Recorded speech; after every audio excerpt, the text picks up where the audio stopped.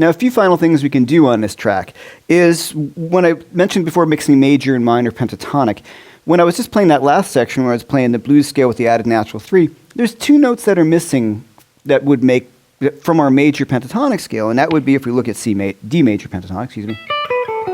We have an E and we have a B. We're missing those. So we can add those in, so we would get this crazy scale that I don't think you should think about, but we would get, that.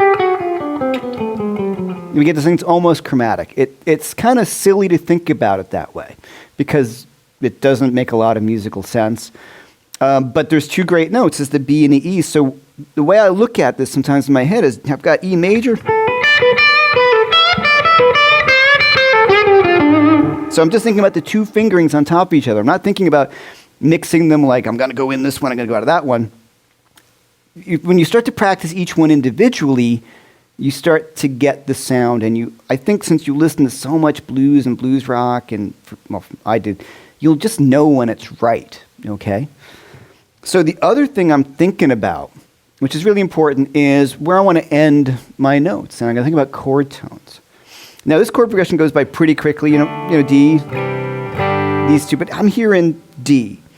So my resolution points are always going to be notes of my D chord or my D7 chord, but primarily my D triad, D, F sharp, and A.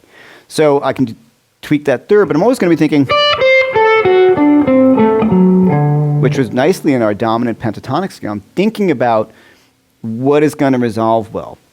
And as well as I do, sometimes when you're soloing over chord progression, you're going to say, ooh, that note didn't really work, but it's in the scale. It's most likely because it's not in the chord that you're on. Now, as we'll see later on in the course, I could address the G and the C chord, respectively.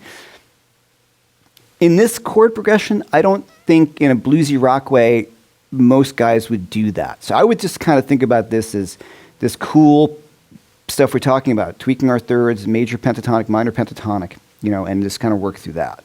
So finally, I'm going to play that D Mixolydian scale, which is D, E, F sharp, G, A, B, C, and D, which is the culmination of just writing out all my chord tones and putting them in order. Of course, you should know this. I'm not saying you shouldn't. Modes are exceptionally important. But kind of consensus among many of my guitar player friends is we know that the song's in a mode, so I know what notes I'm supposed to play.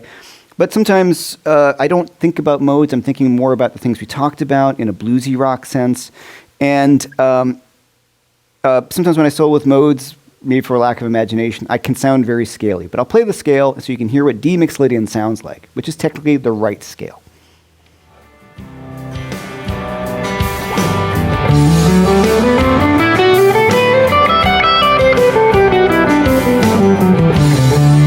I'll play it slow.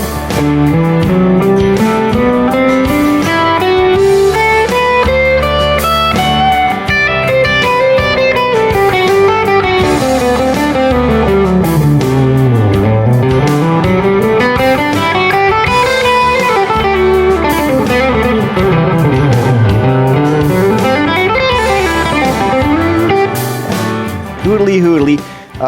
Yeah, like I didn't even like what I played there because I just don't think that way, because to me that sounds very modal, and my gut and my instincts are always going to be, I know I'm in D Mixolydian, but I'm going to do what I see as sort of the cooler stuff. Now,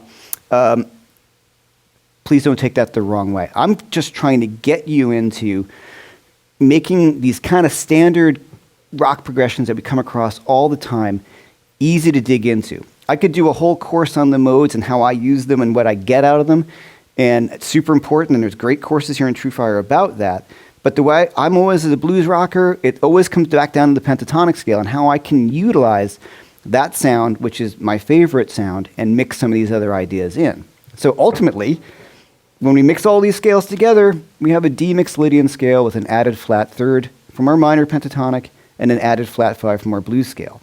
So it's already in there, but by thinking about something as the way I'm doing it, I find I play much more in the style and genre that I care for.